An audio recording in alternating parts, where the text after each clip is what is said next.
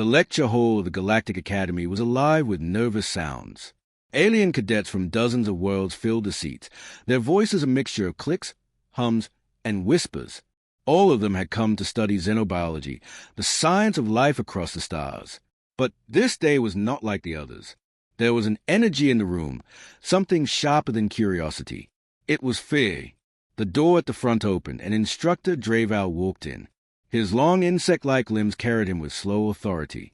Behind him, 3 glowing containment spheres hovered on anti-gravity sleds. The moment the cadets saw what rested inside the spheres, the whispers stopped. The room fell into complete silence. Inside the transparent chambers were 3 curled shapes. They looked like coiled shadows wrapped in shimmering scales. 6-legged bodies twitched in sleep, and tails tipped with venom barbs twined like whips. Even at rest, they radiated power. Every cadet recognized them immediately, for their images were burned into galactic memory. They were Corthan predator cubs, children of the most feared hunting species in known space. The silence of the room was broken by a trembling voice. A crystalline cadet named Zarek shifted uneasily, his crystal body vibrating at fear frequency. "Instructor," he asked, "are these not classified as hostile level 9? Why are they here, outside containment?" Drevel's mandibles clicked with amusement. "Because you must learn. Knowledge does not wait for fear to pass. These cubs are 3 months old, young enough to be observed safely.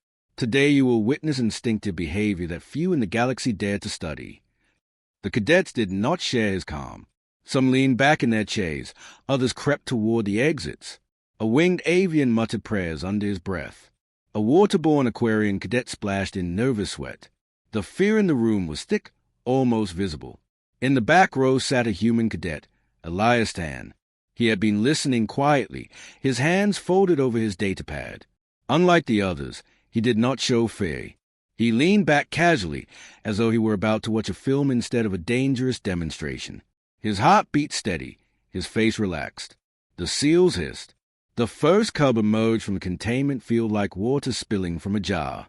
It stretched its 6 limbs, muscles rippling under its shining hide. Its eyes glowed with intelligence far beyond its age.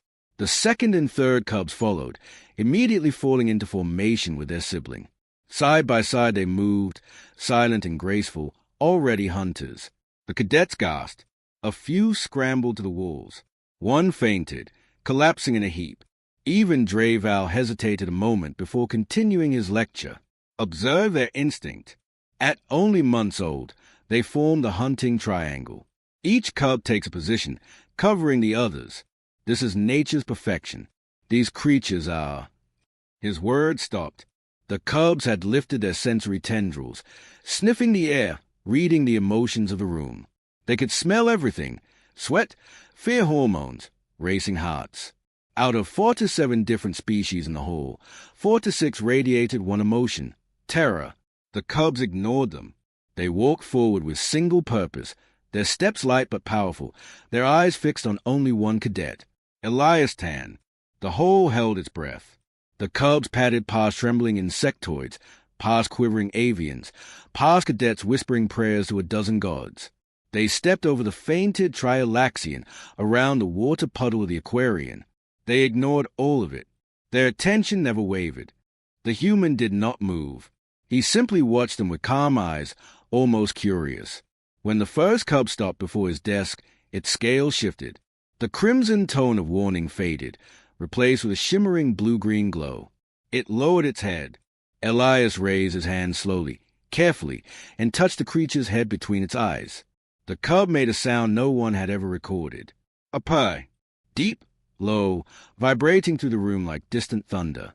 The second cub climbed onto his lap with surprising gentleness, curling into him as though he were its den.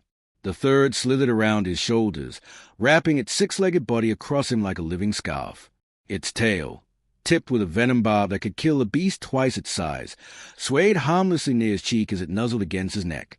The lecture hall erupted in cries of disbelief. Cadets pressed themselves against the walls. Some screamed, others shouted warnings. Instructor Draval froze completely, unable to process what he was seeing.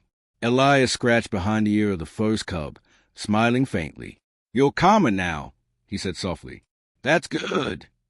They're supposed to be hostile. A cadet cried. Why aren't they attacking him? Elias looked up, his expression serious. Predators can smell fear. Fear means danger.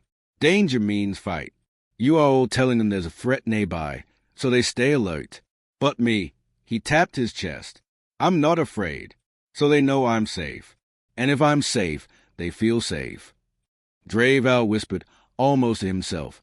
But you, humans, you are classified prey, omnivorous gatherers. You lack claws, fangs, defenses.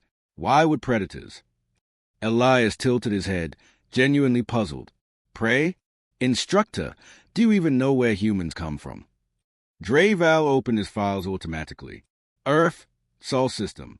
A single yellow star, temperate climate, high gravity compared to galactic standard, violent weather, unstable geology. Note scroll passes eyes. Mass extinctions. Survival through adaptation. Sentient natives, persistence hunters. His mandibles clicked. His voice dropped. Oh no. Elias continued petting the cubs, who now purred like engines, their bodies pressed tightly against him in trust. We didn't evolve claws. We didn't need them. We evolved something else. Endurance. Patience. For 200,000 years we chased prey across savannas until they collapsed from exhaustion. We hunted not with speed, but with time. We are the predators that never stop. Gasps filled the hall. Every cadet stared in silence at the human, realizing the truth written in his calm eyes. To the cubs, Elias was no prey. He was kin, a predator they understood, even loved.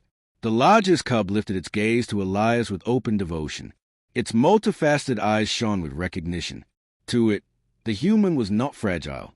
He was apex. Instructor Draval found his limbs trembling. In 3 decades of teaching, he had never been shaken so deeply. He looked at the rest of the cadets, pressed against the walls in terror, and then at Elias, sitting casually with 3 death world predators nestled against him like kittens.